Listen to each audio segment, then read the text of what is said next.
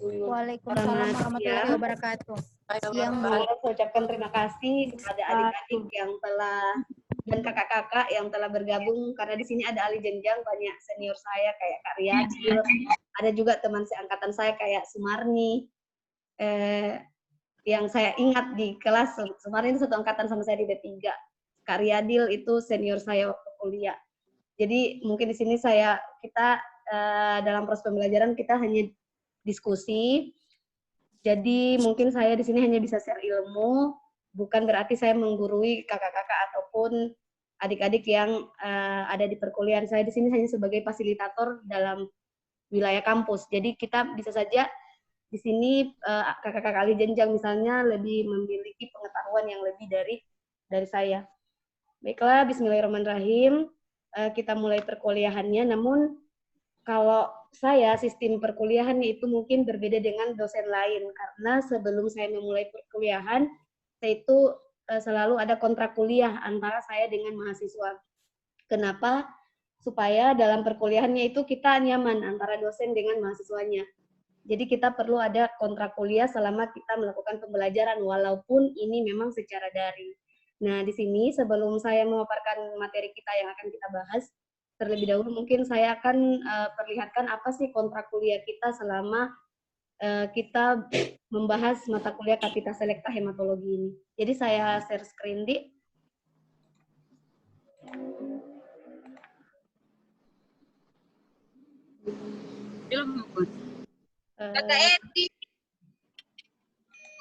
Sudah kelihatan share screen saya?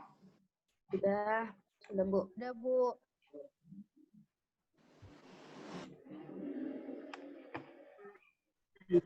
Kuliah Kapita Selekta Hematologi.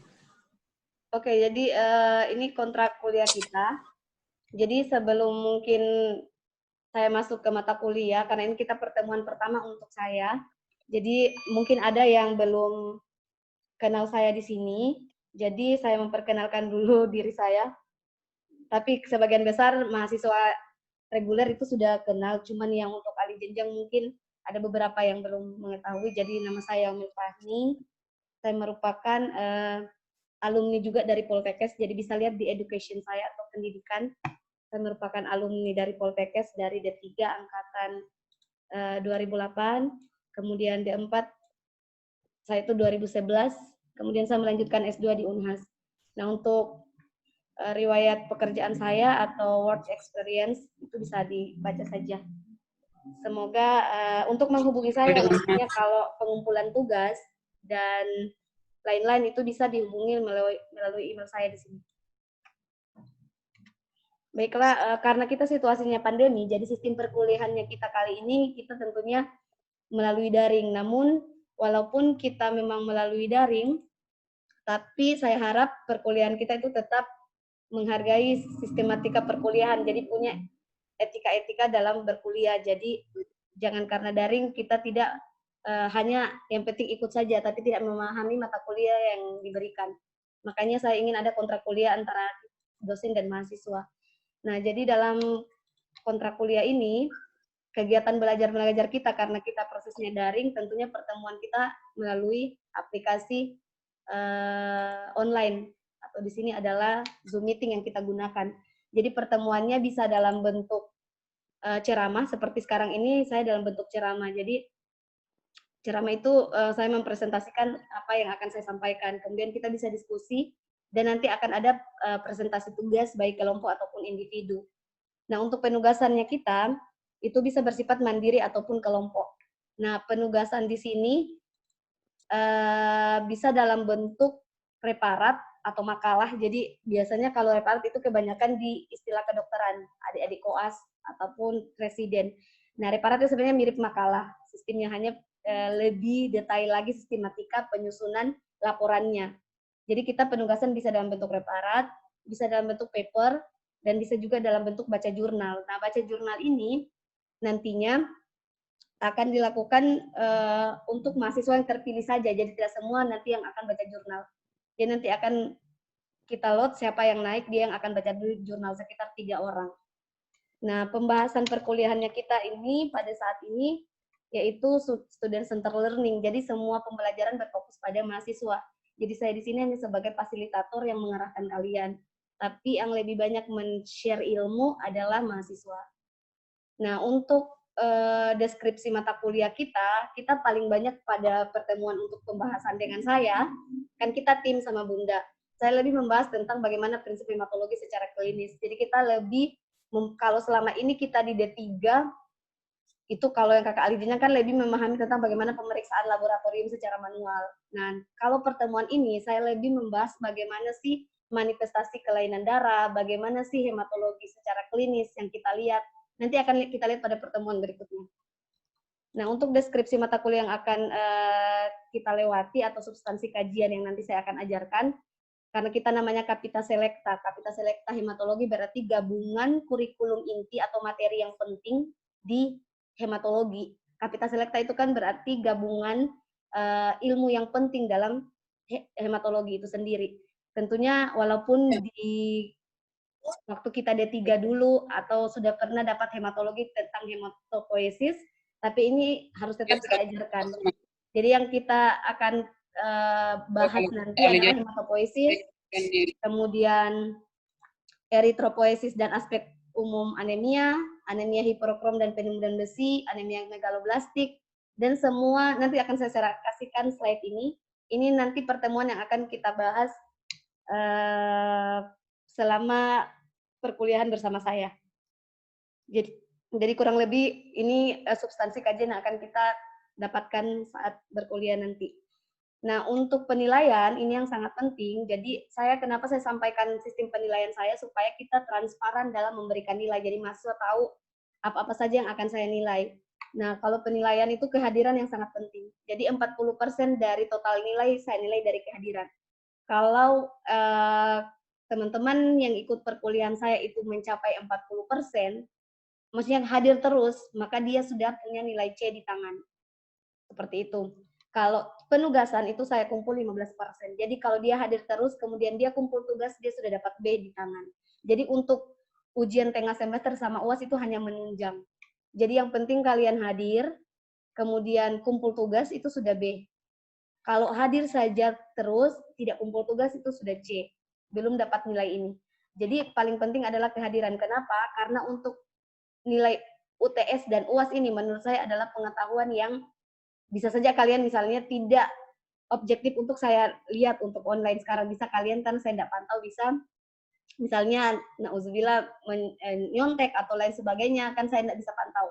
Tapi kalau selalu hadir, berarti ada kemauan untuk belajar. Makanya untuk kehadiran saya kasih 40% dalam penilaian. Nah, untuk tata tertib pembelajaran kita selama online, itu yang pertama mahasiswa masuk ke room paling lambat 5 menit setelah saya share. Kemudian apabila sudah terlambat masuk, saya sudah memulai mata kuliah, itu masih ada toleransi sekitar 10 menit. Setelah itu nanti saya tidak admit lagi. Kan nanti saya dalam Zoom-nya yang admit. Jadi kalau misalnya dia enggak masuk, saya enggak admit lagi kalau sudah lewat 10 menit.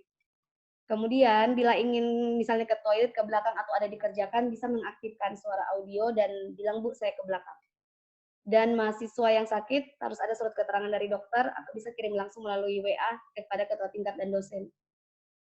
Perlu diingat kehadiran untuk teori itu 75%. Jadi kalau kurang dari itu kehadiran nanti absensinya melalui online, dan saya kirimkan link online di grup. Maka nilai pasti akan dapat C. Kalau bisa dalam perkuliahan walaupun online berpenampilan yang sopan, kemudian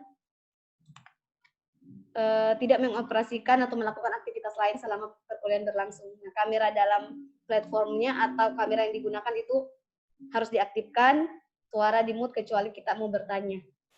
Kemudian selama ujian UTS dan UAS itu tidak ada ujian susulan atau perbaikan. Jadi tidak ada remedial sistemnya kalau pembelajaran bersama saya. Tidak tahu nanti sistemnya Ibu Lia. Kalau sama saya tidak ada ujian susulan. Jadi apapun nilai yang ditemukan di UAS dan UTS, itu yang langsung nanti saya kalikan dengan nilai kehadiran dan lain-lain. Kemudian waktu kumpul tugas itu toleransi sehari setelah tanggal ditentukan. Jadi kalau misalnya tanggal 14 terakhir kumpul tugas, masih bisa sampai tanggal 15. Nah, yang paling terakhir, beberapa pertemuan nanti menggunakan bahasa Inggris dalam pemaparan tugas dan diskusi. Nah, di sini itu kalau presentasi jurnal ilmiah.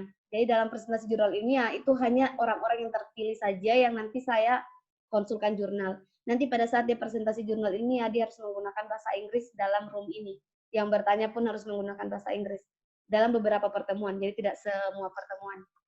Nanti orang-orang yang terpilih nanti konsul ke saya secara pribadi untuk jurnal yang akan naik dia baca. Supaya kalian belajar bagaimana caranya beda jurnal.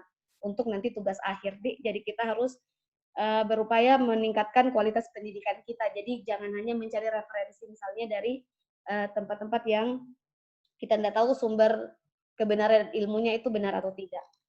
Nah, mungkin untuk kontrak kuliah saya seperti itu.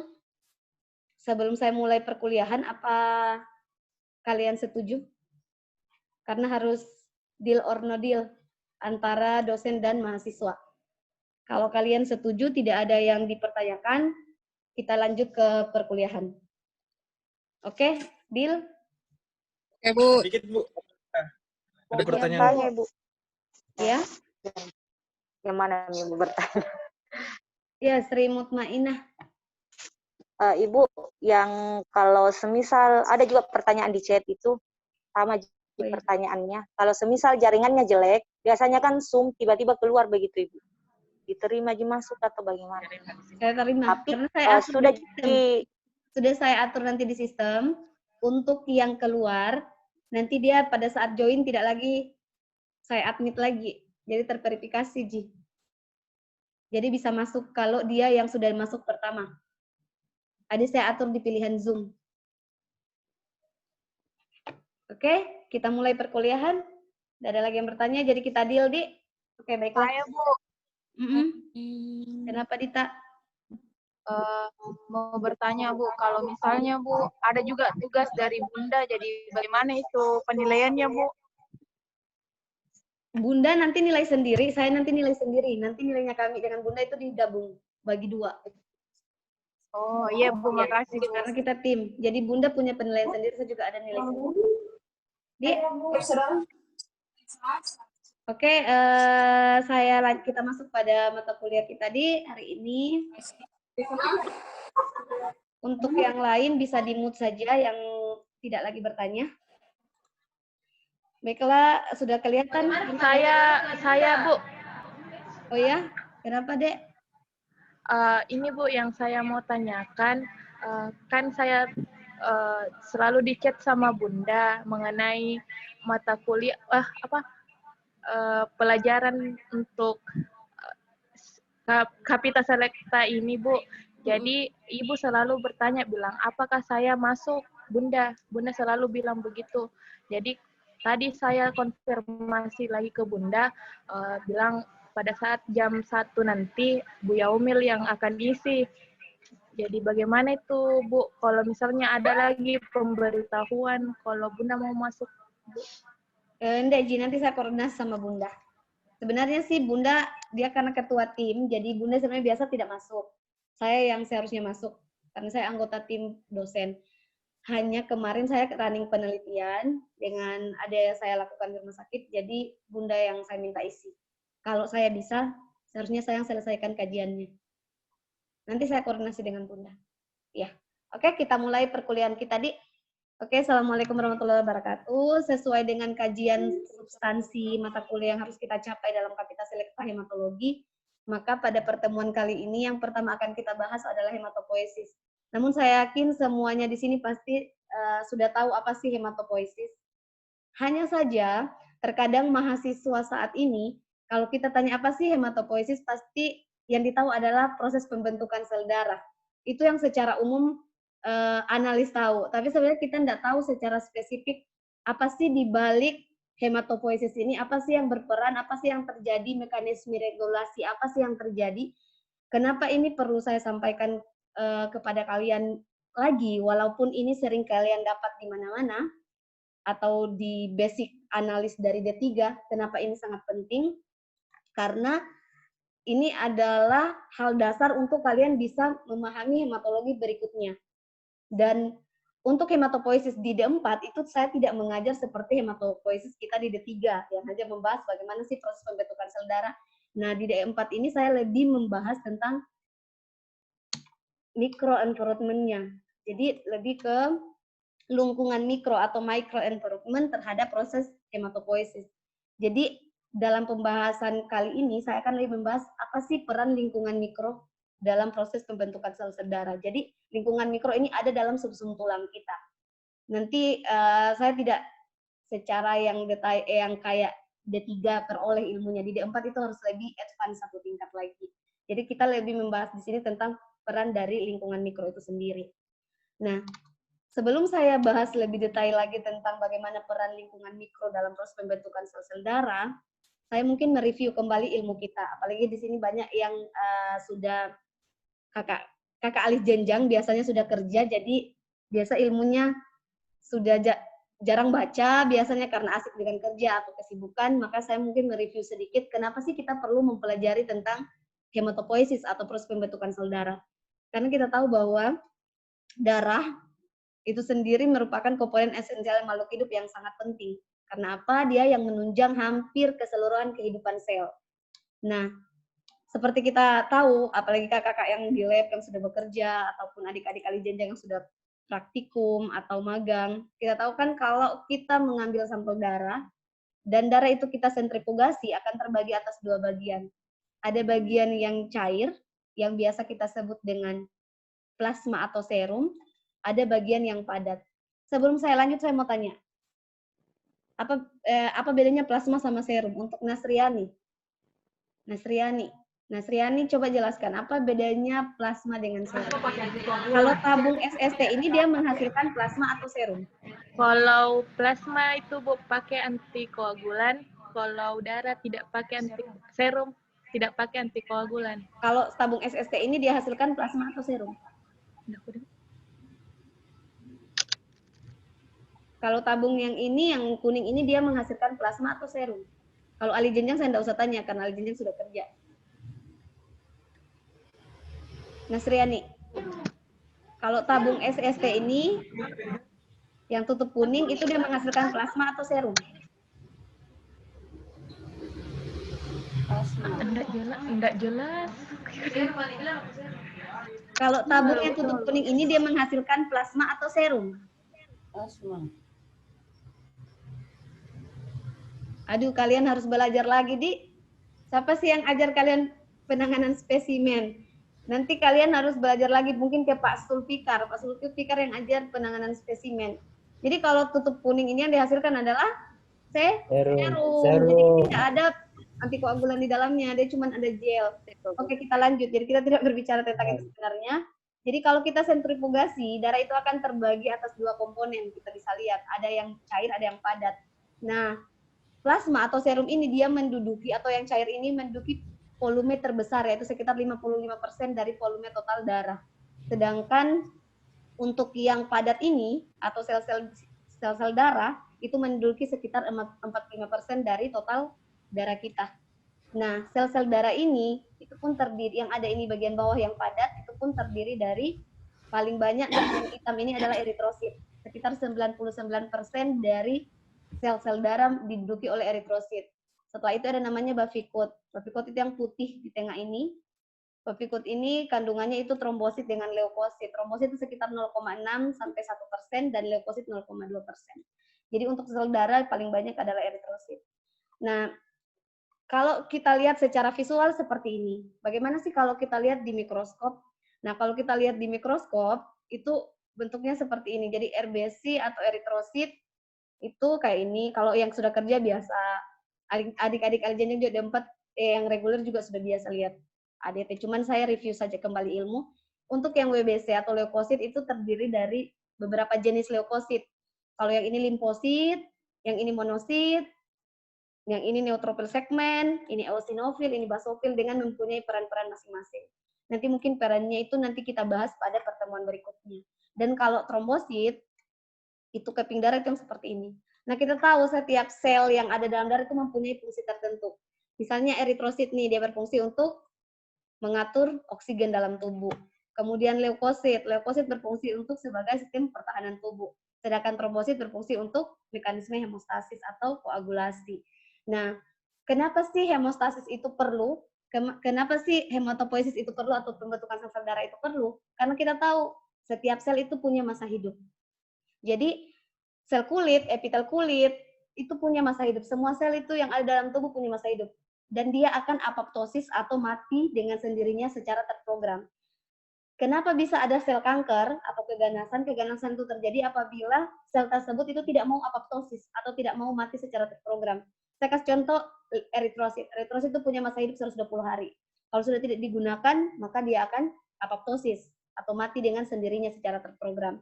Nah, sel yang tidak bisa mati secara apoptosis, maka dia akan mengarah ke keganasan. Karena dia terus berkembang, berproliferasi terus, sampai akhirnya dia menyebabkan keganasan. Nah, kita kenapa perlu mempelajari tentang hematopoiesis atau pembentukan sel darah? Karena sel darah itu punya masa hidup. Kalau tidak ada proses pembentukan sel darah, maka kalau eritrosit misalnya sudah mati, siapa yang akan menggantikan kerjanya? Jadi fungsinya hematopoiesis adalah untuk menggantikan sel tersebut dalam melakukan fungsinya di dalam tubuh. Kurang lebih itu pendahuluan, nah kita masuk. Kalau kita berbicara tentang hematopoiesis, mungkin kita harus menghargai juga karena hematopoiesis itu berasal dari Yunani, berasal dari kata hem yang artinya darah dan poiesis artinya buatan atau pembuat. Nah, sehingga inti penting saja kalau kita berbicara tentang hematopoiesis itu adalah ini. Nggak usah kalau saya dalam mengajarkan definisi, saya tidak terlalu berteori. Jadi yang penting kalian bisa paham kalau orang berkata hematopoiesis, intinya hematopoiesis itu proses pembentukan sel-sel darah, tapi yang penting adalah dalam proses pembentukan sel-sel darah itu terjadi proliferasi, maturasi, diferensiasi sel yang secara serentak. Nah, jadi intinya kalau orang bercerita tentang hematopoiesis berarti pembentukan sel-sel darah. Dalam pembentukan sel-sel darah itu, entah terjadi di organ manapun, karena nanti akan kita bahas, ada proses yang terjadi. Proses itu mulai dari proliferasi, maturasi, dan diferensiasi. Saya mau tanya, untuk kakak yang ahli jenjang, karena di sini yang saya kenal, saya pusing yang saya tidak tahu yang mana ahli jenjang, yang saya kenal itu Kak Riyadil Arnas. Kak Riyadil bisa jelaskan apa bedanya proliferasi, apa itu proliferasi, apa itu maturasi, dan apa diferensiasi?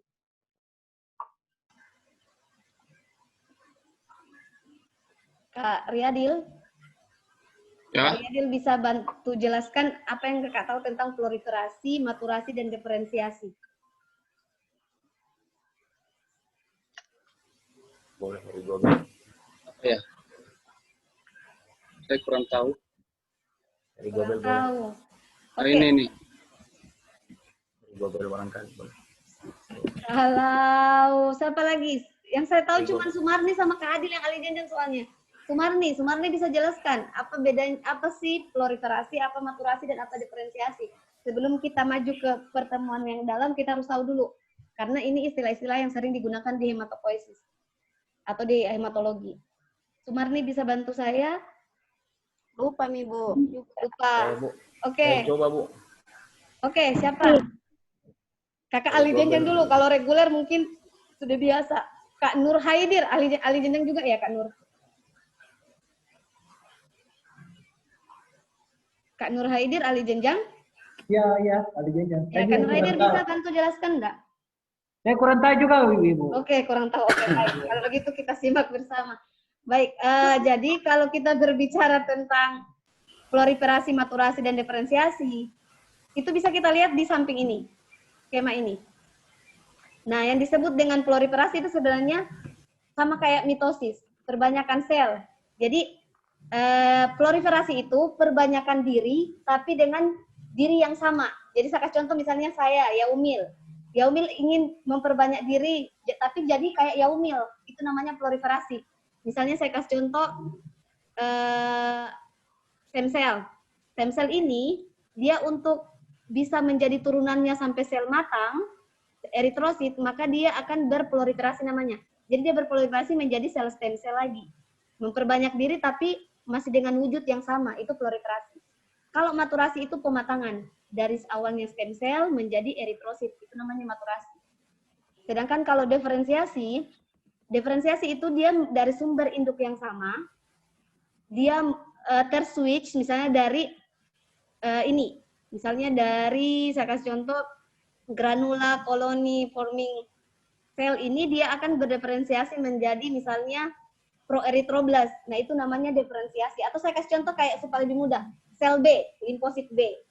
Limfosit B dia akan berdiferensiasi menjadi imunoglobulin, IgE, IgG, IgM. Itu namanya diferensiasi.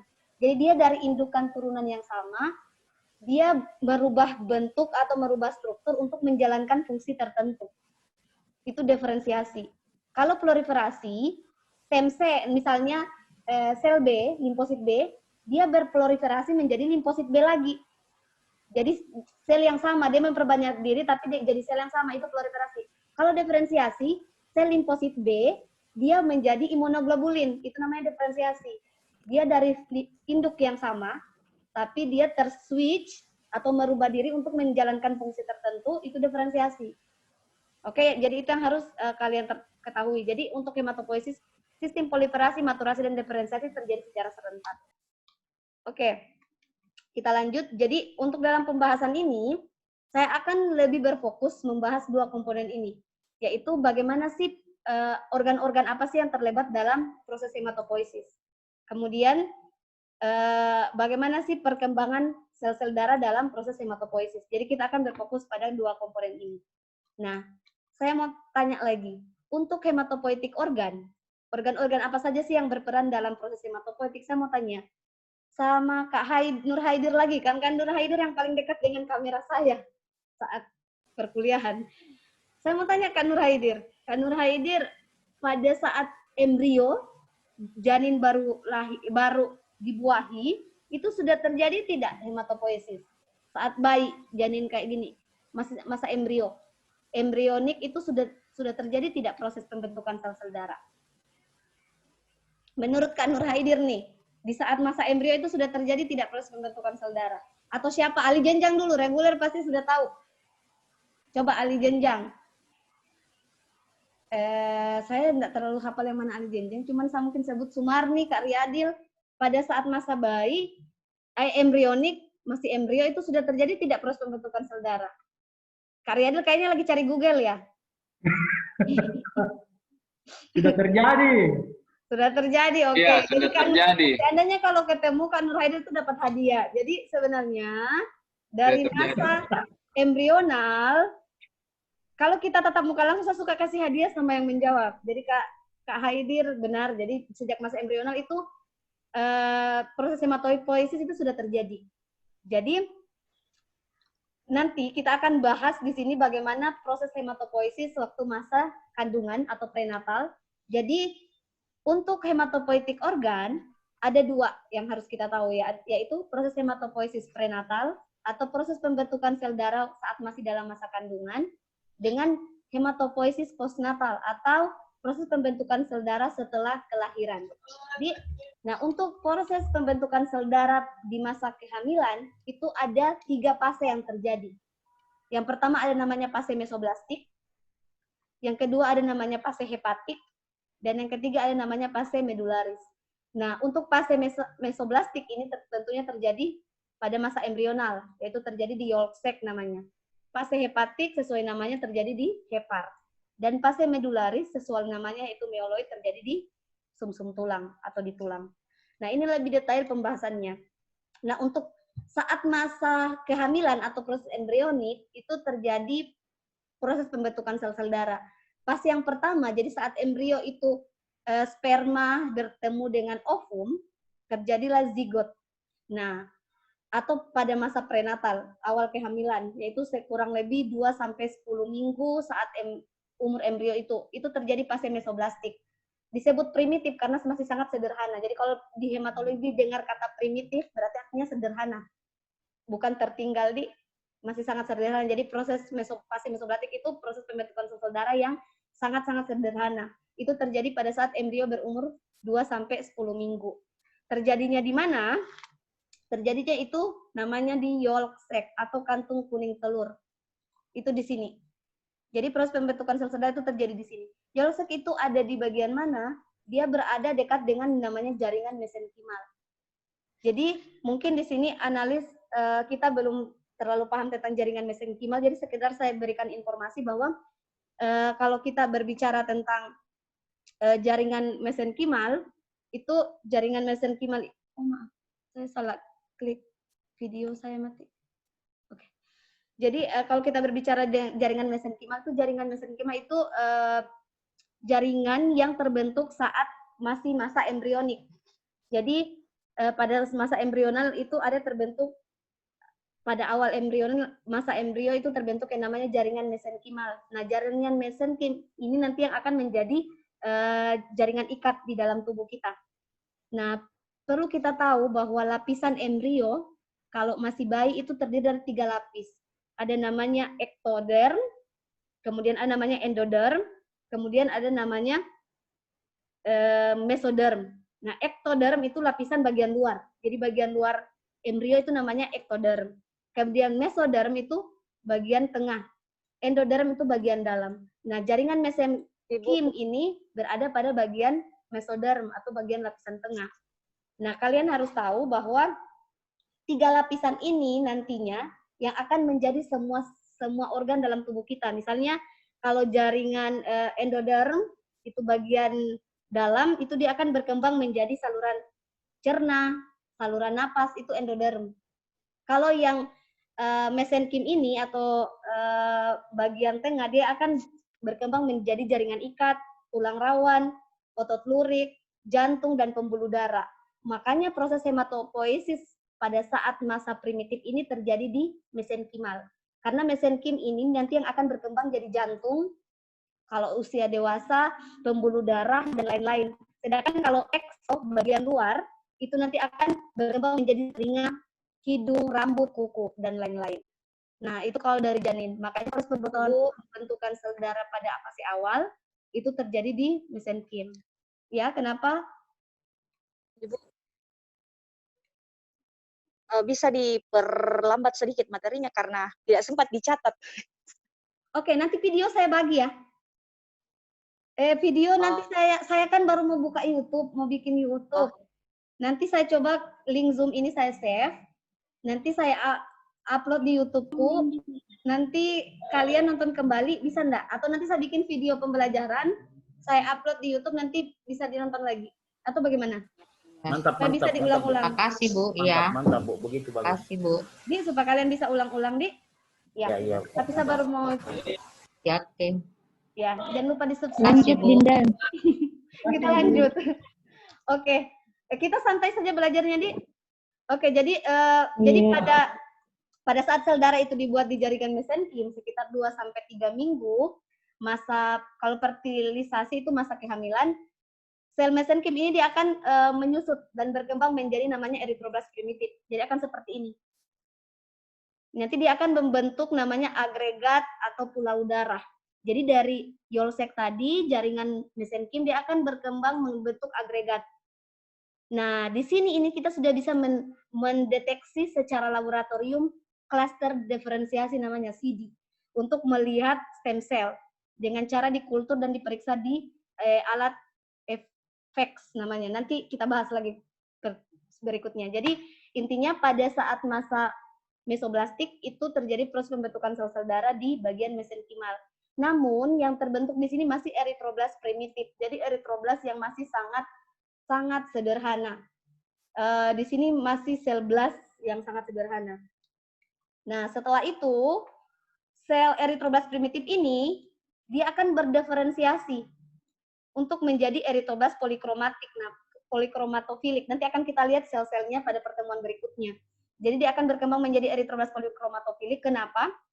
Karena kalau pada eritroblas primitif itu hemoglobin yang dihasilkan belum sempurna. Sedangkan proses pembentukan sel-sel tubuh itu terus berkembang.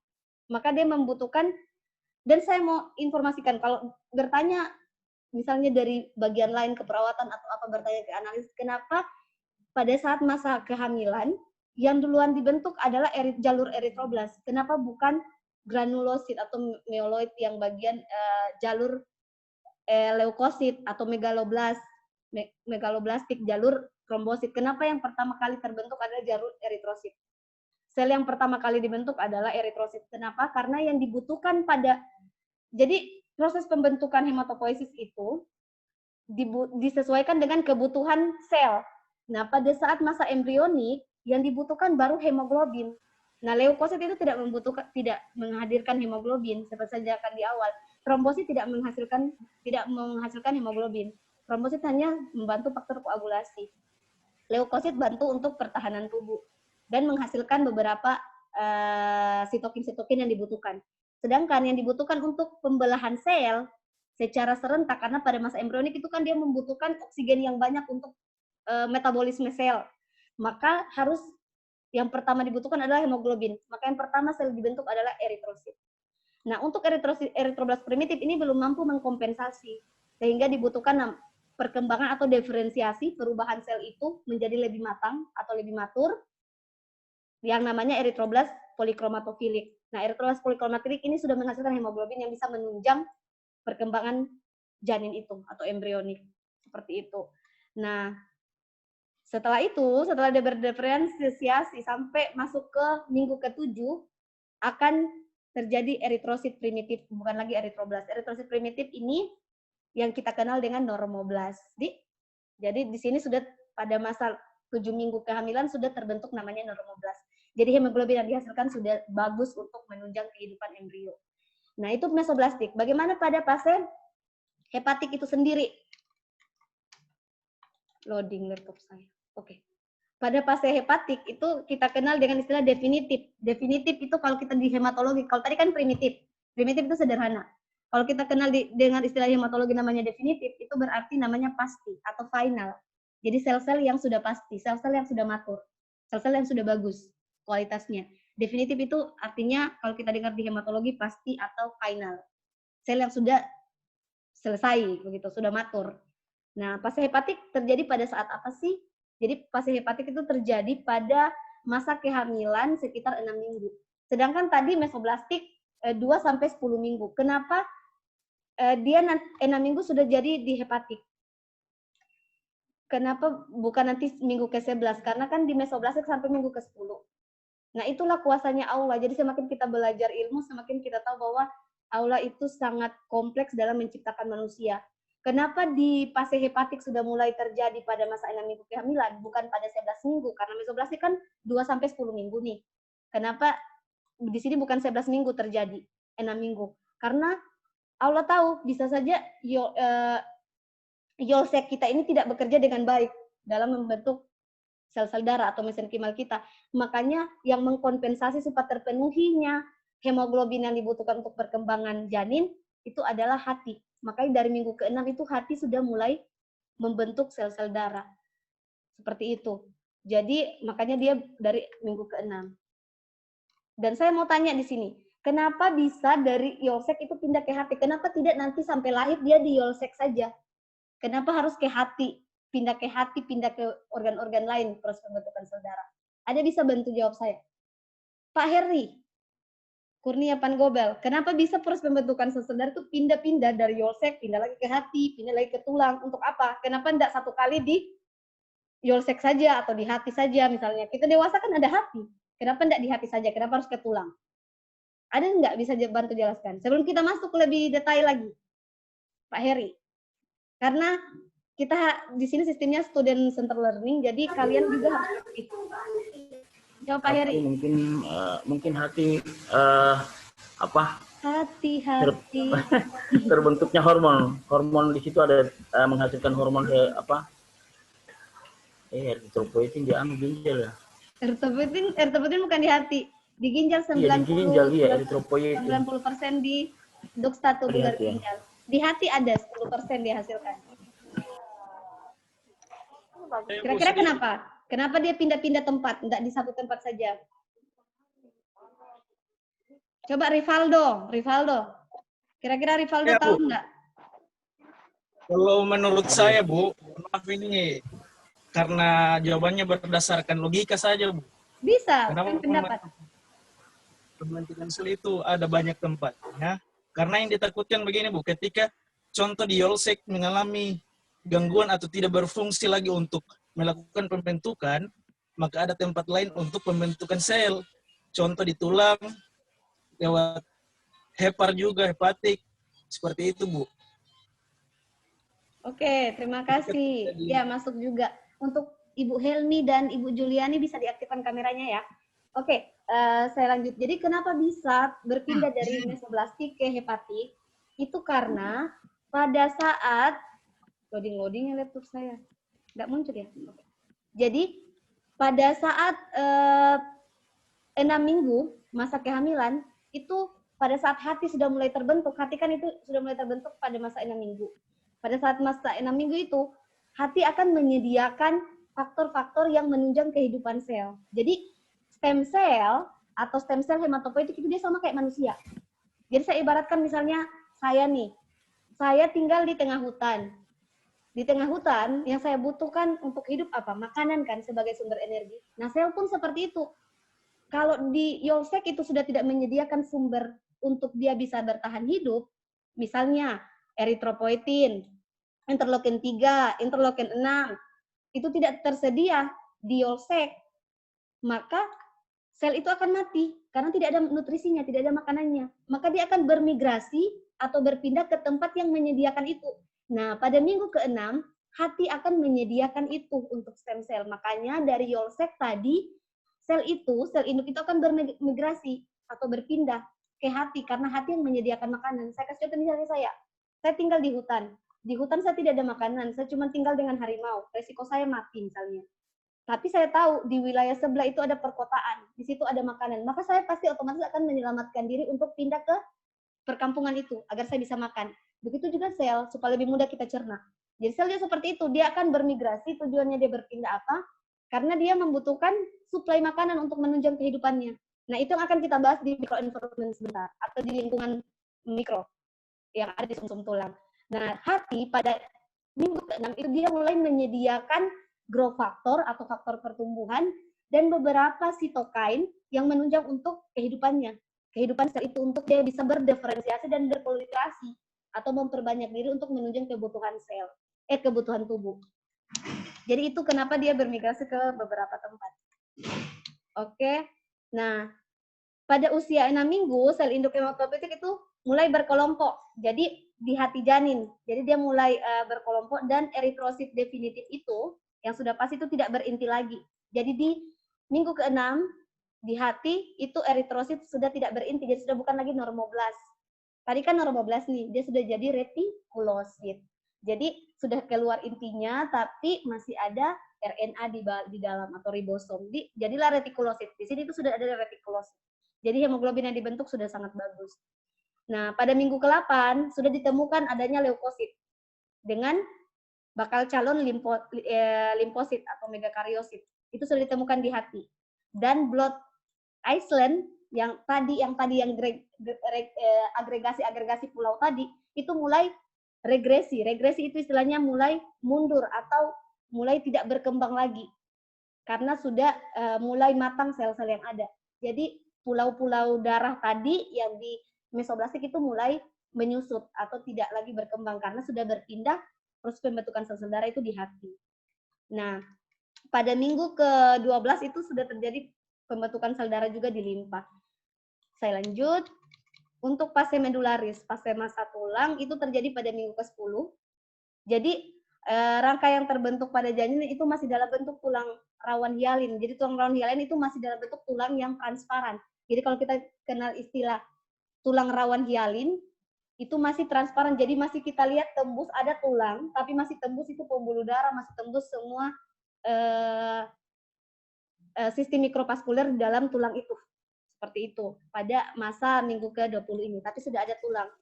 Nah, setelah terbentuknya penulangan, disitulah mulai produksi sel-sel darah berpindah dari hati tadi pada minggu ke-20 berpindah ke tulang. Kenapa pindah ke tulang? Karena tadi yang saya katakan bahwa di tulang rawan itu telah membentuk yang namanya stroma sumsum tulang. Ini yang paling penting. Nanti akan kita bahas di slide berikutnya. Stroma sumsum tulang ini yang ada di sumsum tulang belakang kita atau si sumsum tulang untuk proses pembentukan sel-sel darah. Dia yang menyediakan nutrisi untuk sel-sel itu bisa tumbuh. Nah, karena sudah berfungsi di tulang, maka di hati dan limpa itu terjadi penurunan dalam produksi sel darah. Begitu pula dengan Yolsek sudah tidak terbentuk lagi. Hati dan limpa mulai terjadi penurunan. Nah, saya mau tanya, pada masa prenatal atau masa fetal tadi, apa sudah terjadi proses, sudah punya HB apa sih yang ada, yang sudah jadi? Kira-kira ada yang tahu? Enggak.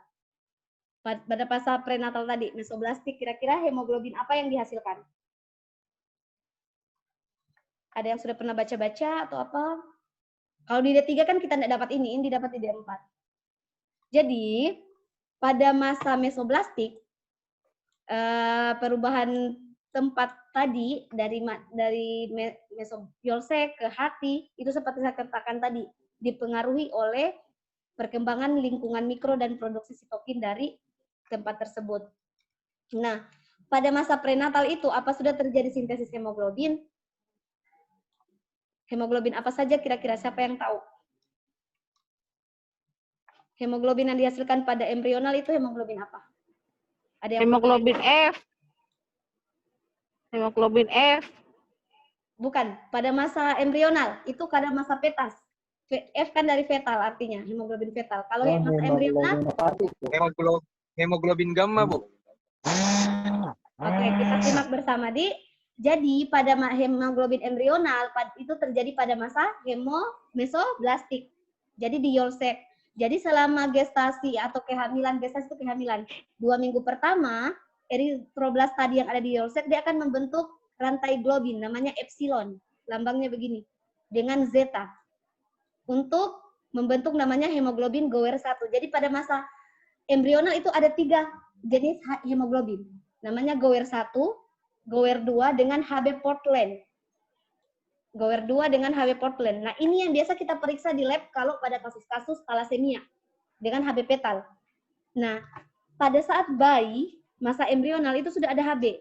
Tapi rantai yang membentuk baru epsilon dan zeta. Itu namanya Gower 1. Kemudian, setelah matur lagi sel tadi dari primitif menjadi eritrosit primitif, maka disintesislah rantai alfa menggantikan zeta, dan gamma menggantikan epsilon.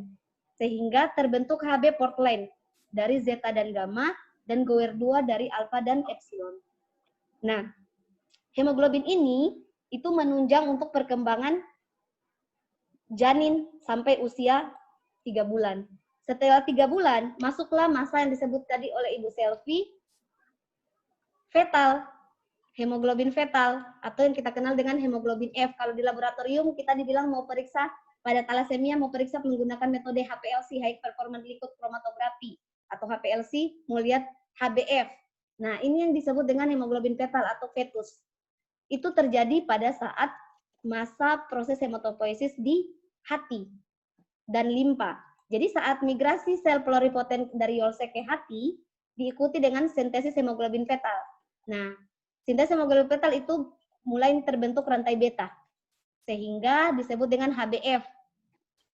Rantainya itu alfa dan gamma. Nah, ini sampai bayi berusia 6 bulan itu 90% komponennya, tapi pada saat bayi lahir ini mulai berkurang. Masuklah masa meoloid, yaitu hemoglobin dewasa. Nah, HB kita di saat dewasa ini HB apa sih rantainya? Kalau kita pada masa pembentukan sel darah di tulang, itu kita kenal dengan namanya HBA. Inilah hemoglobinnya kita yang kita periksa menggunakan alat flow cytometry di laboratorium. Namun pada usia dewasa masih ada namanya HB minor atau hemoglobin dewasa minor. Itu adalah HbA2. Jadi kalau pada dewasa kayak kita itu rantainya sudah alfa dengan beta. Kenapa berubah-berubah rantai dari epsilon, kemudian zeta, kita membutuhkan rantai alfa dengan beta. Kenapa? Karena rantai alfa dengan beta ini ikatan oksigennya itu sangat kuat dalam melepaskan oksigen. Jadi sehingga kita membutuhkan rantai alfa dan beta. Dan sel itu terus berproliferasi untuk membentuk namanya HBA.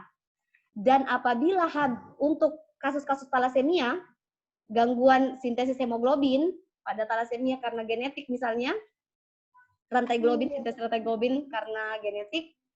Nah, HBA ini akan diperoleh sangat rendah pada pemeriksaan HPLC. Justru yang meningkat adalah HbA2 atau HbF. Karena pada kasus-kasus thalassemia, rantai beta itu sudah tidak terganggu terproduksi atau rantai alfa. Maka epsilon dan gamma tadi, epsilon, gamma dengan zeta akan menggantikan fungsi alfa dan beta ini. Sehingga pada thalassemia yang dokter minta untuk periksa adalah HbF atau HbA2. Biasa kalau di lab kita diminta kan periksa. Permintaan pemeriksaan HbF atau HbA2. Analis itu harus langsung tahu, oh ini berarti dicurigai thalassemia. Makanya kita kalau ditanya dokter atau klinisi, ada pemeriksaan HbF, IHB apa itu? Nah ini yang harus kita, D4 nggak tahu. Karena kalian nanti akan menjadi kepala ruangan misalnya. Itu kalian harus tahu, kalau tiba-tiba klinisi bilang, ada pemeriksaan HbA2, pemeriksaan apa itu? Kalian itu harus tahu, kalau dokter meminta pemeriksaan HbF, Gower 1, Portland, Gower 2, ataupun HbA2, berarti dokter mencurigai pasien itu adalah gangguan sintesis rantai globin ataupun alfa. Atau gangguan pada sintesis HbA namanya, Hb dewasa. Biasa kasus-kasus thalassemia. Dan itu hanya bisa diperiksa menggunakan alat HPLC biasanya. Jadi ini yang harus kalian tahu, jenis-jenis hemoglobin pada manusia. Oke, kita next, itu baru pengantar. Sedangkan kalau pada masa postnatal atau setelah kelahiran, apa sih yang terjadi? Jadi setelah lahir, semua sel darah itu dibuat di sumsum tulang. Ini namanya sumsum tulang. Nah, pada usia bayi, semua sumsum tulang ini berfungsi sebagai proses hematopoiesis atau pembentukan sel-sel darah. Namun pada usia dewasa, umur-umur 8 tahun ke atas SD lah. 8 tahun itu biasanya mulai di sini semua tulang itu yang bagian tengah itu, interior itu sudah tidak menghasilkan proses hematopoiesis, tapi hanya pada bagian proksimal. Proksimal itu bagian pangkal tulang-tulang panjang. Jadi kalau dengar istilah proksimal itu artinya pangkal. Jadi proses pembentukan sel darah hanya terjadi bagian proksimal atau pangkal tulang-tulang panjang. Jadi kalau dengar istilah proksimal itu berarti pangkal. Nah, namun pada kondisi tertentu, misalnya terjadi kebutuhan sel darah yang banyak atau terjadi kelainan pada sumsum tulang kita, cedera di sumsum tulang kita, maka sumsum tulang ini tidak bisa menghasilkan darah dengan baik. Maka akan hati tadi, hepar, kemudian limpa, dia akan kembali berfungsi untuk memproduksi sel-sel darah. Walaupun pada usia dewasa, semua pembentukan sel-sel darah terjadi di sumsum tulang. Tapi kalau kebutuhan meningkat dan sumsum tulang kita terjadi trauma atau rusak, maka hati akan menjadi lagi tempat pembentukan sel-sel darah yang kita sebut dengan hematopoiesis ekstramedular. Jadi kalau mendengar istilah hematopoiesis ekstramedular, berarti proses pembentukan sel-sel darah di luar sumsum tulang istilahnya. Makanya pada kasus thalassemia, nanti kita bahas pada pertemuan berikutnya, wajah mereka itu pipinya bengkak kan, pipinya naik, perutnya besar. Kenapa? Jadi kalau orang thalassemia itu dokter biasa palpasi bagian perut. Dia lihat ada bengkak atau tidak, mengeras tidak hatinya dan limpanya. Karena dia mau tahu, sudah terjadi tidak proses ekstramedular, hematopoiesis ekstramedular di luar sumsum tulang. Makanya pada thalassemia itu biasanya dokter palpasi bagian perutnya, hatinya dengan limpa. Kalau di situ sudah mengeras dan membesar perutnya, kemungkinan sudah terjadi proses pembentukan sel darah di luar sumsum tulang. Seperti itu. Nah, jadi perlu kita ketahui bahwa sumsum tulang itu ada 2. Jadi ada yang kita sebut dengan sumsum tulang merah, itu yang kita kenal dengan sumsum tulang jaringan mieloid, atau yang aktif atau fungsional membentuk sel-sel darah. Itu bagian proksimal atau bagian pangkal tulang panjang. Nah, ini yang disebut dengan sumsum tulang merah. Sedangkan ada sumsum tulang kuning, itu bagian tengah. Isinya itu adiposit atau lemak. Nah, ini tidak aktif dalam membentuk sel-sel darah. Jadi kalau kita mau ambil BMP, bone marrow function, jangan ambil bagian ini. Karena kita tidak akan mendapatkan sel hematopoiesis di sini. Yang kita dapat, yang kalau kita mau BMP atau dokter spesialis patologi klinik mau BMP, itu dia harus ambil pada bagian proksimal atau bagian pangkal tulang panjang. Tidak boleh bagian interior. Karena bagian interior itu sudah isinya adalah lemak. Hanya pada keadaan ekstramedular, lemak ini akan berfungsi lagi menjadi sel hematopoietik atau sel mieloid yang aktif membentuk sel-sel darah. Kalau kebutuhan sel darah itu meningkat. Nah, bagian apa saja sih tempat pembentukan sel-sel darah pada orang dewasa? Itu bagian ini. Wajah, femur. Femur itu kalau kita femur itu artinya paha. Humerus itu artinya lengan. Jadi bagian tulang panjang di ujung-ujung sini, femur bagian ujung, kemudian humerus bagian ujungnya juga. Makanya kalau pembalap motor dan lain-lain itu mereka dikasih pengaman di ujung-ujung ini kan. Di ujung-ujung ini, karena ujung-ujung ini adalah tempat proses pembentukan sel-sel darah. Kalau ini cedera, maka pasien itu tidak ada lagi tempat pembentukan sel-sel darah. Pasti dia akan lari ke ekstramedular. Akan hati, limpa kembali membentuk sel-sel darah. Karena sudah terjadi kerusakan pada tempat pembentukan sel-sel darah. Makanya kalian kalau naik motor mau balap-balap, lindungi bagian-bagian proksimal ujung. Karena itu tempat pembentukan sel-sel darah. Jadi, sedangkan bagian rongga interior itu hanya sumsum tulang kuning saja yang tidak aktif membentuk sel-sel darah. Seperti itu. Nah, namun seperti saya katakan tadi, kalau ada peningkatan kebutuhan, maka sumsum tulang kuning itu bisa diubah kembali menjadi sumsum merah karena peningkatan produksi sel darah yang dibutuhkan oleh tubuh. Nah, itu diatur oleh namanya mekanisme regulasi. Nah, itu baru pengantar. Ini kita masuk ke poin penting. Bagaimana sih proses terjadinya hematopoiesis? Jadi, panjang pembahasan, baru pengantarnya saja sudah panjang. Jadi, namun kita santai saja, mungkin ini setengah jam lagi. Bagaimana sih proses pembentukan sel hematopoiesis? Jadi kalau kita mau berbicara tentang hematopoiesis, kita bayangkan manusia. Jadi dalam proses hematopoiesis itu ada 4 komponen penting yang harus ada, yaitu ada namanya sel induk hematopoietik atau namanya hematopoietic stem cell. Itu harus ada. Kemudian yang kedua itu, saya minum dulu ya.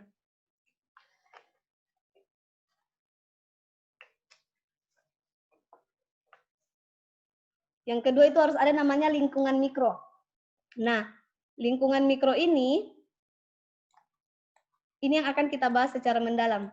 Lingkungan mikro atau micro environment ini yang sangat penting dalam pembentukan sel-sel darah, kemudian bahan-bahan pembentuk darah, dan mekanisme regulasi atau proses pengaturan positif back dan negatif loop untuk proses pembentukan hematopoietik. Nah, sebelum saya masuk, sebenarnya proses pembentukan sel-sel darah itu sama dengan proses pembentukan manusia. Supaya lebih mudah kita cerna, dalam proses pembentukan sel-sel darah kan kita butuh namanya sel induk. Kita butuh namanya lingkungan mikro. Kita butuh namanya bahan-bahan pembentuk darah. Dan kita butuh namanya mekanisme regulasi. Begitu pula untuk pembentukan manusia. Sampai kita bisa lahir jadi manusia seperti ini atau bayi, kita butuh namanya sel induk. Kita butuh namanya induk. Induk itu kita ibaratkan orang tua, ayah dan ibu. Untuk jadinya janin atau bayi kita butuh ovum dan sperma dari ayah dan ibu. Jadi sel induk itu kita ibaratkan sebagai orang tua. Sedangkan lingkungan mikro itu kita ibaratkan sebagai rahim. Kalau tanpa rahim, janin tidak bisa berkembang. Supaya lebih mudah kita cerna. Kemudian untuk bahan-bahan pembentuk darah itu sama. Janin untuk bisa berkembang dia butuh nutrisi dari ibu. Misalnya zat besi, Fe. Kenapa Fe dibutuhkan? Karena proses pembentukan hemoglobin tadi. Kemudian butuh asam folat dan lain-lain pada saat ibu hamil. Begitu juga stem cell hematopoietik. Dia membutuhkan bahan-bahan pembentuk darah. Apa sih bahan-bahan pembentuk darah? Misalnya sitokin, growth factor, dan lain-lain. Nah, mekanisme regulasi ini hal yang sangat penting sebenarnya. Kenapa? Mekanisme regulasi itu dia yang mengatur proses pembentukan sel-sel darah. Coba bayangkan, kalau darah itu eritrosit dibentuk terus, dibentuk secara berlebih terus-terusan, sehingga lebih banyak dari sel-sel lain, akan terjadi polisitemi, peningkatan sel-sel darah. Sedangkan kalau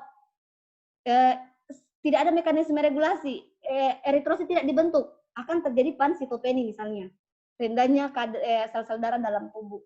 Nah, mekanisme regulasi ini kalau bermasalah itulah yang terjadi pada pasien-pasien leukemia atau keganasan.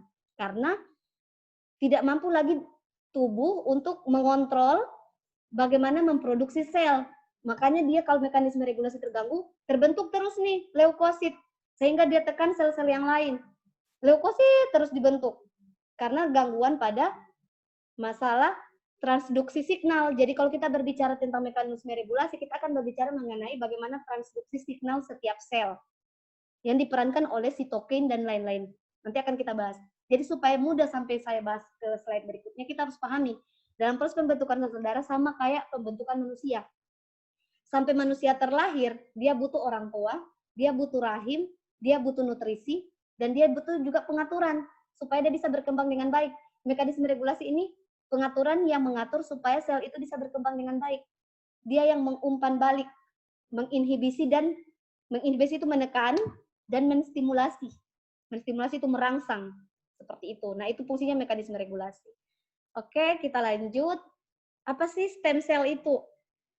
Saya mau tanya deh, kan dari tadi saya menjelaskan. Yang paling dekat dengan kameraku, Andi Fafian. Andi berbaju biru. Andi, jelaskan apa yang Andi tahu tentang stem cell. This is stem cell. Please, your explain for me. Terima kasih Bu. Jadi yang saya ketahui mengenai stem cell merupakan sel induk dari pembentukan dari seluruh sel darah seperti leukosit, eritrosit dan juga trombosit.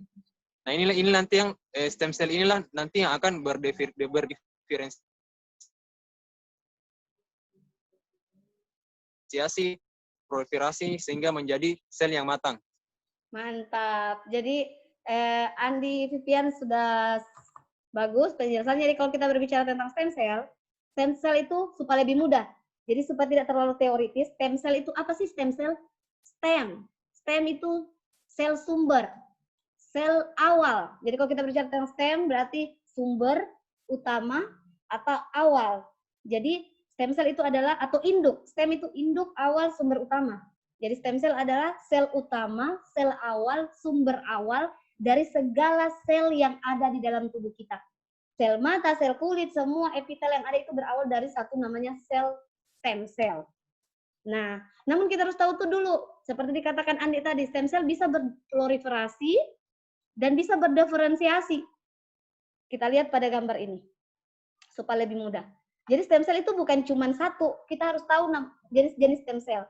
Ada namanya stem cell pluripotent, ada namanya stem cell pluripotent, dan ada namanya stem cell multipotent. Nah, itu kita harus tahu. Nah, kalau stem cell pluripotent, kita harus ingat stem cell pluripotent adalah stem cell yang bisa menjadi semua sel dalam tubuh kita. Jadi dia bisa jadi gigi, dia bisa jadi mata, bisa jadi apapun dalam tubuh kita itu stem cell pluripotent. Stem cell pluripotent itu apa saja? Yaitu zigot.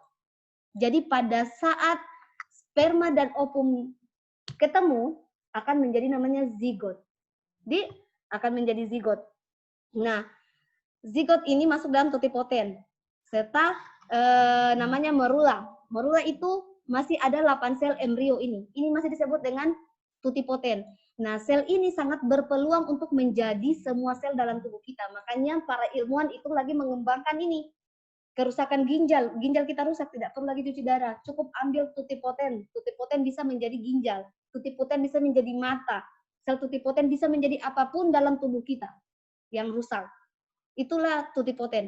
Sedangkan kalau pluripotent apa sih stem cell pluripotent? Kalau stem cell pluripotent itu dia hanya bisa berdiferensiasi menjadi 3 lapisan tadi. Yang saya jelaskan, eksoderm, mesoderm, dengan endoderm. Berarti dia cuma bisa jadi sel darah. Ini sel darah. Kalau pluripotent, dia hanya bisa menjadi sel jantung, pembuluh darah, bisa menjadi sel saraf.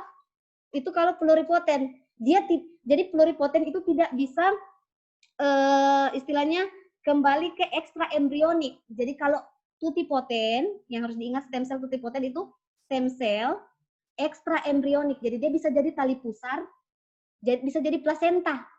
Jadi kalau orang mau simpan plasenta, jadi kalau pluripotent itu bisa kita bentuk, kita kembangkan, kita diferensiasi dalam kultur menjadi plasenta dengan tali pusat. Kalau pluripotent itu dia cuma bisa menjadi 3 lapisan tadi, eksoderm, mesoderm, endoderm. Berarti hanya bisa jadi telinga, rambut, yang tadi saya jelaskan, pembuluh darah, jantung, tapi tidak bisa menjadi ekstra embrionik. Kalau pluripoten itu dia tidak bisa kembali jadi plasenta dengan tali pusat. Kalau pluripoten cuma bisa jadi ini. Nah, pluripoten apa saja? Itu namanya blastosit. Blastosit itu dia mengandung sekitar 50 sampai 150 sel. Sedangkan kalau totipoten hanya mengandung sekitar 2 sampai 8 sel saja. Itu bedanya. Kalau multipoten, stem cell multipoten itu dia hanya bisa menjadi satu jalur. Misalnya stem cell hematopoietik. Itu namanya multipoten. Dia hanya bisa dari stem cell hematopoietik jadi eritrosit, jadi trombosit, jadi leukosit, jadi eosinofil. Itu namanya multipoten. Hanya dari satu sel induk. Sedangkan kalau sudah paham ya di sini. Nah, makanya dalam pengembangan ilmiah lebih bagus itu kita menggunakan ekstra embrionik, yaitu tutipoten. Karena dia bisa jadi apapun dalam tubuh kita. Atau pilihan kedua namanya pluripotent stem cell. Karena dia bisa juga jadi saraf, jadi ginjal, dan lain-lain. Kalau multipotent hanya bisa jadi satu jenis jalur. Yaitu misalnya jadi satu jalur jantung atau jaringan, jalur darah. Kalau dia multipotent, dia dari stem cell hematopoietik tidak bisa dirangsang untuk jadi jantung. Tapi kalau pluripotent, dia bisa jadi jantung. Karena dia 3 lapisan itu. Jadi yang harus kita pahami dulu. Nah, ini referensi dari buku. Jadi untuk totipoten itu dia ekstra embrionik, jadi yang ini. Sedangkan kalau pluripoten itu dia bisa jadi stem cell hematopoietik, bisa jadi stem cell mesenkimal, stem cell saraf, stem cell epitel. Nah, kalau yang dibilang multipoten itu ini, hanya sel punca hematopoietik, dia hanya bisa menjadi eritrosit, leukosit, dan trombosit. Atau sel punca mesenkimal hanya bisa jadi otot, tulang, dan lemak. Sel punca saraf hanya bisa jadi jaringan saraf. Sel punca epitel jadi hati, dan lain-lain. Makanya dibilang saraf yang harus kita jaga. Karena saraf itu dia hanya satu jenis saja. Hanya bisa jadi jaringan saraf. Jadi, nah ini yang disebut dengan stem cell. Jadi kalau kita mau membuat apapun, lebih bagus itu menggunakan stem cell totipoten. Cuman apa, totipoten itu izinnya sangat susah. Karena kita membunuh embrio yang masih ada dalam janin. Jadi dibunuh embrionya, diambil plasenta seperti itu, etiknya masih sangat tidak dimungkinkan karena kita membunuh nyawa. Untuk menghidupkan satu orang, kita harus membunuh satu orang, seperti itu. Makanya sekarang sudah dikembangkan namanya induksi pluripotent stem cell, IPSC. Nanti akan kita bahas di pertemuan berikutnya. Induksi pluripotent stem cell itu pengobatan yang sifatnya dirangsang darah kita, jadi seperti orang diinfus, dirangsang, kemudian terbentuk lagi stem cell itu dari sel-sel dewasa atau sel adult. Jadi nanti akan kita bahas di pertemuan. Kita kali ini baru dasarnya dulu. Nah, ini mungkin saya kasih gambaran sedikit. Yang mana sih yang disebut dengan totipoten, pluripoten? Jadi pada saat mungkin ini kebidanan, tapi kita tahu juga harus tahu sedikit. Jadi di ovarium, kemudian tuba fallopi, ada uterus, rahim, serviks, dan vagina. Jadi pada saat sperma itu masuk, dia akan menuju pada masa ovulasi. Jadi ovum yang sudah matang akan dikeluarkan menuju tuba fallopi untuk menuju ke uterus, nanti sperma akan masuk. Pada saat dia buahi, sperma ini membuahi ovum wanita, seperti ini, maka pada saat dia buahi, kita bisa lihat di sini, pada saat sperma membuahi akan terjadi namanya zigot. Nah, yang disebut dengan totipoten adalah ini, morula. Morula ini sel yang sangat mahal. Kalau di luar negeri, kita bisa membuat bank sel morula. Morula ini dia bisa menjadi apapun dalam tubuh kita. Nah, morula ini pada saat baru berapa jam terbuahi ovum kita oleh sperma. Sedangkan kalau yang disebut dengan pluripoten yang bisa menjadi 3 lapisan tubuh dalam tubuh kita, yaitu endoderm, exoderm, dan mesoderm, itu kita kenal dengan namanya blastula. Nah, blastula ini yang pluripoten tadi yang saya katakan. Jadi tetap untuk pluripoten tetap embrio itu dibunuh karena blastula yang kita butuhkan. Seperti itu. Makanya yang sekarang dikembangkan itu namanya IPSC, induksi pluripotent stem cell. Nah, saya lanjut. Jadi apa sih, kenapa sel induk itu sangat penting? Apa sih sifatnya yang kalian perlu tahu? Jadi stem cell itu dia punya sifat utama itu ada 3. Yang pertama itu cell renewal. Jadi dia mempunyai kemampuan untuk memperbaharui dirinya sendiri sehingga tidak pernah akan habis. Dia terus membelah. Jadi stem cell itu tidak akan pernah punah. Kayak ini stem cell. Stem cell itu dia tidak akan punah, dia terus membelah sesuai kebutuhan. Yang kedua, dia punya fungsi yaitu proliferatif. Proliferasi yang saya jelaskan tadi. Dia mempunyai kemampuan untuk memperbanyak diri. Dengan adanya stimulasi dari mekanisme regulasi dan beberapa sitokin yang membantu dan growth factor. Kemudian dia punya fungsi ini, diferensiasi yang saya katakan. Apa sih diferensiasi? Diferensiasi itu kemampuan untuk dia mematangkan diri. Jadi proses pematangan diri menjadi sel-sel dengan melaksanakan fungsi tertentu. Seperti saya contohkan tadi, sel limfosit B, dia akan mematangkan diri menjadi imunoglobulin untuk menghasilkan antibodi apabila ada antigen yang memapar. Seperti itu. Nah, itu namanya diferensiasi. Jadi jangan bedakan, harus tahu ya artinya proliferasi dan diferensiasi. Kalau proliferasi itu gampang. Jadi kita bisa lihat seperti ini. Ini saya next saja, nanti kita bisa baca slide saya akan bagi juga. Yang inti-inti saja. Ya, ini yang disebut dengan proliferasi. Tunggu, ada yang mau minta gabung. Nah, ini yang disebut dengan proliferasi. Jadi proliferasi itu dari stem cell, dia memperbanyak diri, ini namanya proliferasi, supaya lebih mudah dipahami. Yang mana sih diferensiasi? Nah, ini yang namanya diferensiasi. Jadi dia mematangkan diri untuk menjalankan fungsi tertentu. Nah, stem cell, setelah stem cell itu kita tahu jalur kedua namanya progenitor. Jadi setelah progenitor, ini diferensiasi juga namanya. Tapi setelah dia berdiferensiasi, dia berproliferasi lagi, memperbanyak diri dengan bentuk yang sama. Ini namanya progenitor. Setelah progenitor ada namanya prekursor. Jadi itu harus kita tahu jalurnya. Stem cell, setelah stem cell namanya progenitor, habis itu prekursor, habis itu sel matur atau sel matang. Bisa kita lihat seperti ini. Nah, yang ini sel punca kita sebut dengan stem cell.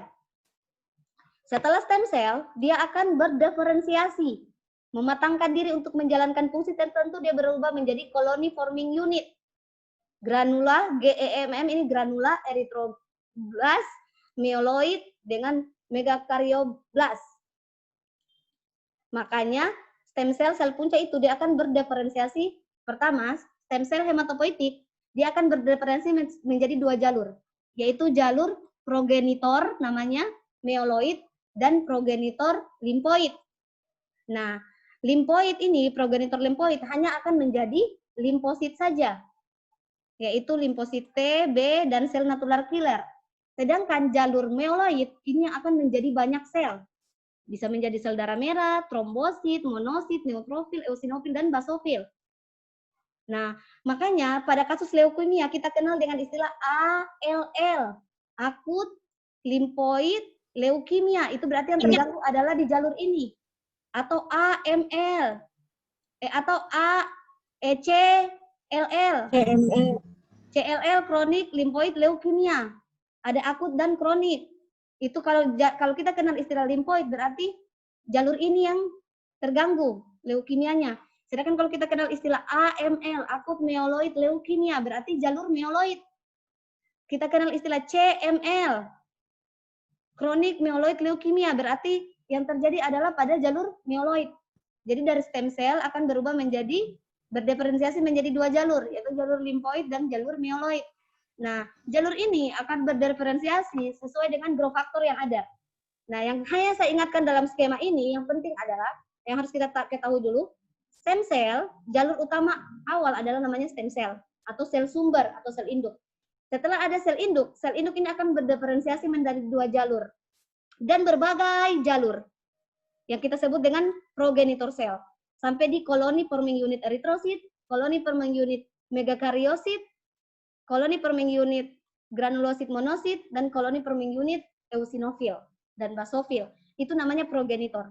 Setelah progenitor, jadilah prekursor, proerythroblast, megakaryoblast, dan lain-lain. Yang saya mau tanya, habis itu akan menjadi sel matur atau sel matang. Sel matur ini yang ada di peredaran darah. Yang saya ingin tanyakan sama kakak-kakak di sini, yang mana yang bisa kita amati di ADT, di BMP, atau yang mana yang bisa kita lihat di mikroskop? Jalur mana yang sudah bisa kita lihat di mikroskop? Coba Pak Nur Haidir. Pak Nur Haidir bisa jelaskan jalur mana yang bisa kita lihat di mikroskop? Sembarang. Kira-kira jalur mana yang sudah kita bisa amati di mikroskop? Proses BMP misalnya, bone marrow function, jalur apa? Apa pregenitor itu bisa kita lihat? Stem cell itu bisa kita lihat di mikroskop? Ibu Helmi. Apa ini sel progenitor? Bisa. Apa progenitor itu sudah bisa kita lihat di mikroskop? Belum, Bu. Stem cell bisa kita lihat di BMP?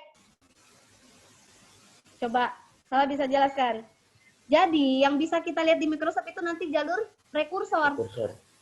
Progenitor ini kita tidak bisa lihat. Kenapa? Karena dia masih dalam bentuk forming, koloni. Jadi dia masih dalam bentuk colony forming unit. Jadi masih dalam bentuk koloni-koloni. Caranya adalah untuk bisa mengamati progenitor atau stem cell itu kita dengan isolasi kultur pada sel, kita amati menggunakan mikroskop inverted, kemudian kita ukur jumlahnya dengan menggunakan alat namanya FACS, fluorescence activated cell sorting namanya. Jadi kita tidak bisa hitung dengan flow cytometry, lihat dengan pewarnaan yang biasa. Jadi dia ada pewarnaan khusus tapi di koloni dulu. Dan untuk menghitung jumlahnya koloni itu, koloni forming unit eritrosit atau lain-lain, kita menggunakan alat namanya FACS, PACS. Nanti akan kita bahas atau kita sebut dengan fluorescence activated cell sorting. Jadi kita harus menggunakan alat itu seperti itu untuk menghitung jalur progenitor ataupun stem cell. Karena progenitor ini dia hanya mengekspresikan namanya CD, cluster diferensiasi, atau kita biasa kenal kalau orang HIP CD24, CD4, CD8. Nah, progenitor juga ini mengekspresikan namanya cluster diferensiasi di CD. Itu yang bisa kita ukur dengan FACS. Nanti akan dibahas. Jadi D4 itu memang agak rumit daripada D3, cuman kalian harus tahu basicnya ini dulu. Supaya nanti di lab bisa menjelaskan ke analis yang masih D3. Jadi D4 itu harus agak advance sedikit ilmunya. Nah, bagaimana itu tadi stem cell? Kita masuk ke lingkungan mikro. Jadi lingkungan mikro itu yang sumsum tulang itu apa sih? Kenapa bisa stem cell itu hidup dengan baik? Jadi kita ibaratkan sumsum tulang itu sebagai rahim. Rahim di mana janin itu bisa tumbuh dengan baik. Janin tidak akan berkembang atau mati kalau rahimnya itu tidak memberikan dia nutrisi. Begitu pula dengan stem cell. Stem cell itu tidak bisa berkembang dengan baik, dia akan terjadi gangguan pertumbuhan kalau microenvironment atau lingkungan kecil, lingkungan mikronya itu bermasalah. Apa sih yang ada di lingkungan mikro? Lingkungan mikro itu terdiri dari dua komponen. Ada namanya mikrovaskular atau pembuluh darah kecil, dan ada namanya sel-sel stroma.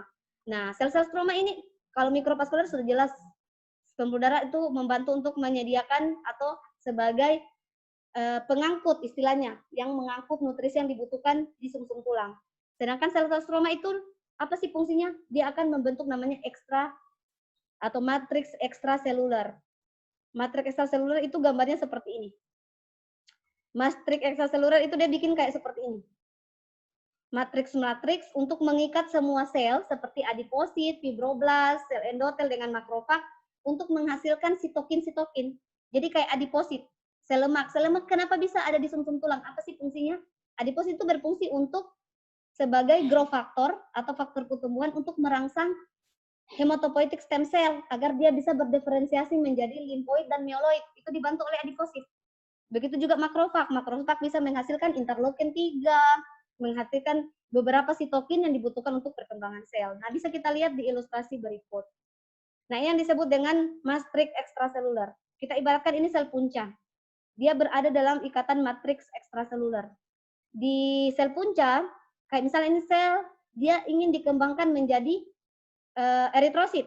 Maka untuk menjadi eritrosit, makrofag harus menghasilkan misalnya interleukin 2. Maka sel punca ini kan punya ligan dan reseptor pada setiap permukaannya. Ligan itu tempat berikatan, kalau bahasa farmasi. Ligan itu kayak reseptor, tapi di hematologi disebut biasanya ligan. Nah, ini faktor pertumbuhan. Nanti setiap, kalau dia mau jadi eritrosit, misalnya berikatan dengan makrofag, ligannya. Akhirnya makrofag mengeluarkan interleukin 2. Karena ada interleukin 2, maka sel punca ini akan berdiferensiasi menjadi, kalau eritrosit menjadi sel mieloid.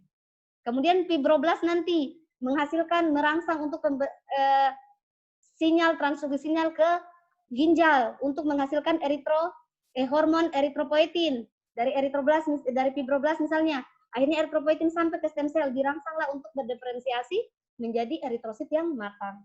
Kita ilustrasikan seperti ini supaya lebih mudah dicerna. Nah, kita ibaratkan ini sumsum tulang. Di sumsum tulang ada 2 komponen utama yang saya jelaskan tadi. Ada mikrovaskuler atau pembuluh darah kecil. Di dalam sumsum tulang itu ada pembuluh darah kecil. Fungsinya ini untuk sebagai transport kebutuhan nutrisi yang dibutuhkan oleh perkembangan sel-sel kita di sumsum tulang. Selain itu ada namanya ini sumsum darah merah, stroma, sel-sel stroma ini ada di sini. Kalau kita besarkan yang ini, yang bagian ini kita besarkan akan jadi seperti ini. Nah, ini yang kita sebut dengan mikrovaskuler. Nah, ini yang disebut dengan sel-sel stroma. Yang merah ini adalah ini. Sedangkan yang pembuluh darah ini adalah ini. Kita bisa ilustrasikan begitu.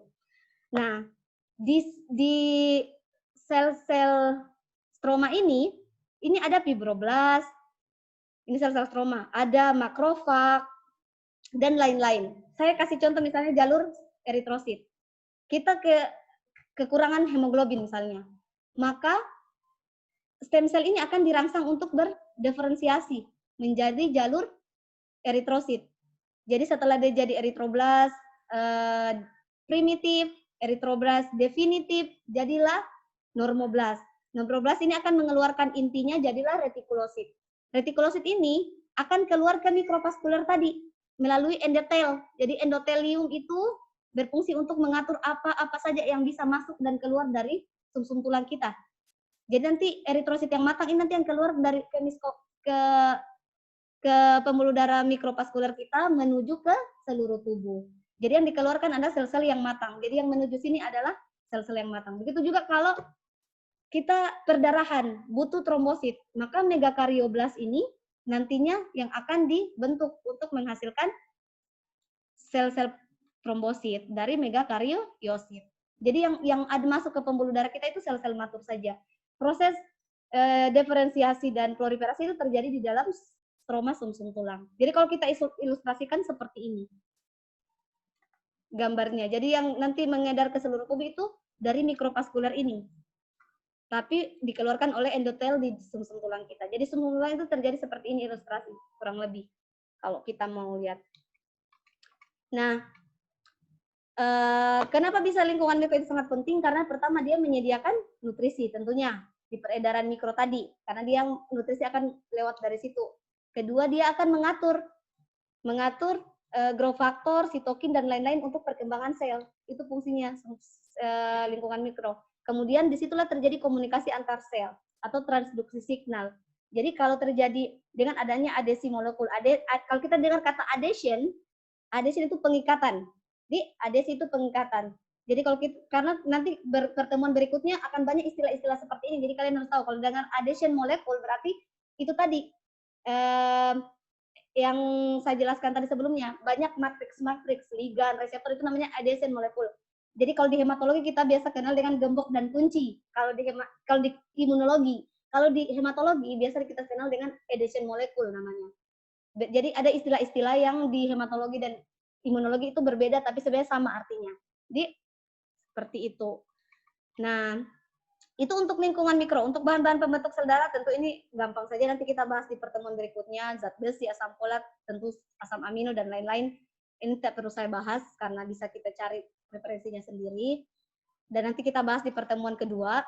Nah, untuk mekanisme regulasi ini yang paling penting. Mekanisme regulasi ini berfungsi sangat penting karena dia mengatur arah kualitas pertumbuhan sel dan pelepasan sel darah dari sumsum tulang ke darah tepi. Sehingga sumsum tulang dapat merespon kebutuhan tubuh dengan tepat. Coba bayangkan, kalau tidak ada mekanisme regulasi, bisa saja darah kita terbentuk terus-terus, tanpa ada yang menginhibisi atau menstop dan menstimulasi kalau kita kekurangan. Kalau kita kekurangan darah, tidak ada yang stimulasi, tidak terbentuk. Jadi fungsinya mekanisme regulasi adalah meninhibisi atau menstop, menekan, dan menstimulasi atau merangsang. Makanya kita kenal dengan, kalau regulasi hematopoiesis normal, kita kenal dengan feedback mekanisme namanya.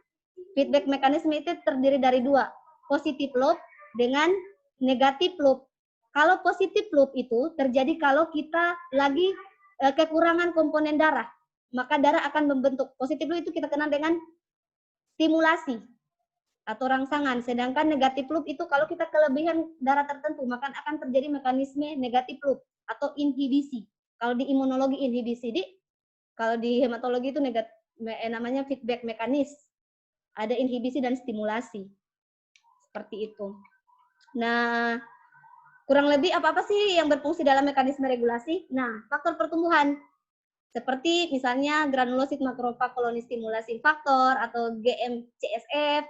Nah, ini sebenarnya dihasilkan oleh sel-sel yang ada di sel-sel stroma tadi di sumsum tulang. Kayak GM-CSF ini kan dihasilkan oleh misalnya makrofag. Seperti itu. Nah, ini bisa kalian baca. Ini fungsinya mekanisme regulasi, dia menghasilkan trombopoietin, misalnya untuk merangsang megakariosit membentuk trombosit. Kemudian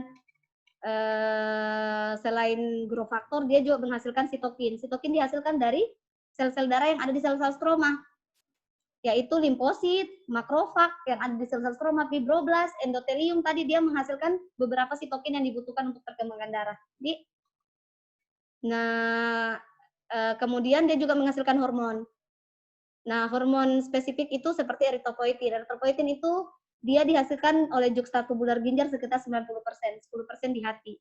Sehingga, dan hormon spesifik itu biasa androgen, kemudian ekstrogen. Nah, androgen ini berfungsi untuk menstimulasi eritropoiesis. Jadi kalau kita kekurangan eritrosit, tubuh akan membentuk androgen untuk bisa merangsang proses eritropoiesis. Kalau kita kelebihan, maka ekstrogen yang akan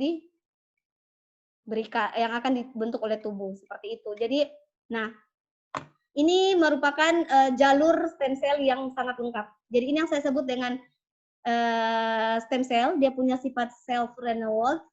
Jadi dia pada saat kalau dibutuhkan oleh tubuh, maka dia akan dirangsang oleh growth factor dan sitokin. Khususnya untuk jalur mieloid, maka dia akan dirangsang oleh interleukin 3 yang dihasilkan oleh makrofag dengan granula megakaryoblast koloni stimulasi faktor. Nah, ini akan merangsang stem cell ini akan menjadi myeloid stem cell namanya. Sedangkan untuk jalur limfoid hanya dirangsang oleh satu sitokin saja, yaitu interleukin 3. Dengan interleukin 3 dirangsang stem cell, maka stem cell ini akan berdiferensiasi menjadi limfoid. Jadi, kalau ada GM-CSF, maka dia akan menjadi myeloid. Nah, kita ambil satu jalur saja ya, eritrosit saja. Kita ambil di jalur eritrosit. Nah, dari myeloid ini kan akan menjadi, kalau dirangsang lagi interleukin 3, EPO ini eritropoietin dengan GM-CSF, maka mohon maaf lagi azan di sini. Kita dengar azan dulu sejenak nih.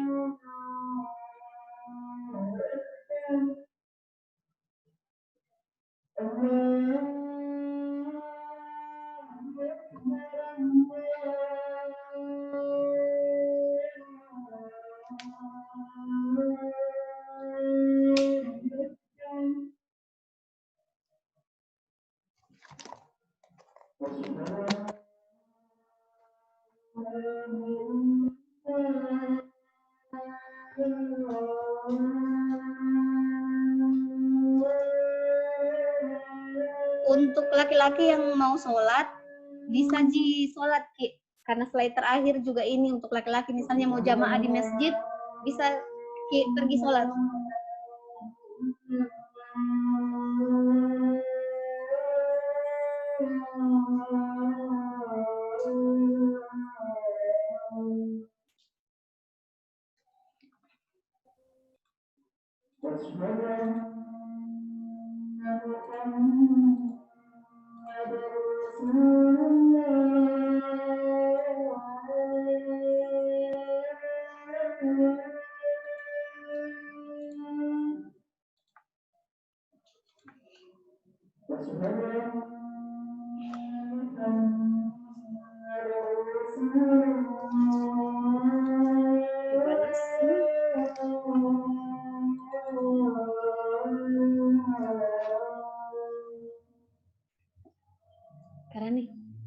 sibuknya.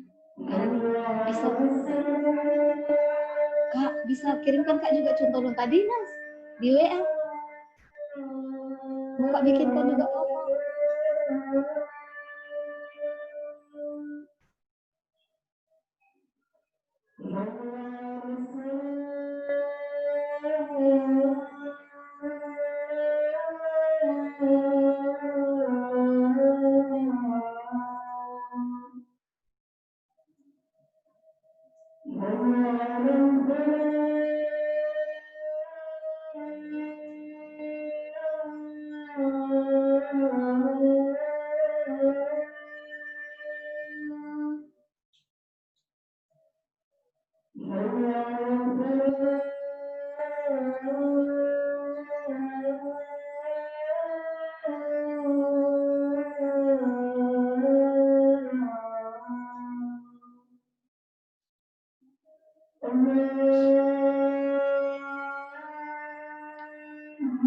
Acara apa kita EPSA ini, Kak?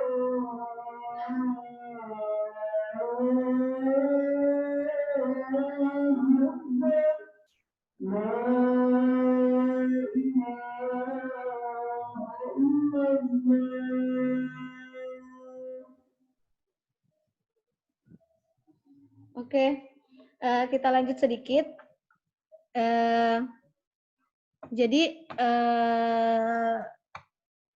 Jadi saya lanjut, Di. Jadi kayak misalnya untuk dia mau jadi eritrosit matang, sel matang, maka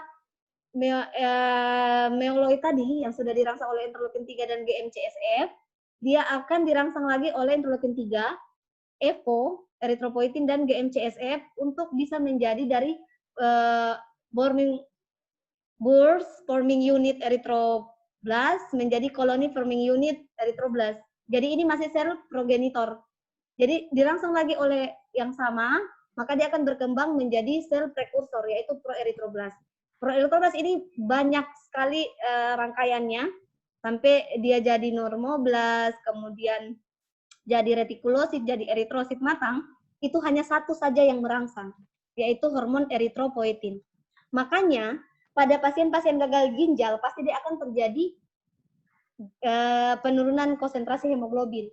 Kenapa, Pak? Karena kita tahu bahwa hormon eritropoietin itu 90% diproduksi oleh juxtatubular ginjal. Jadi kalau pasien gagal ginjal, ginjalnya bermasalah, maka otomatis hormon eritropoietin tidak bisa diproduksi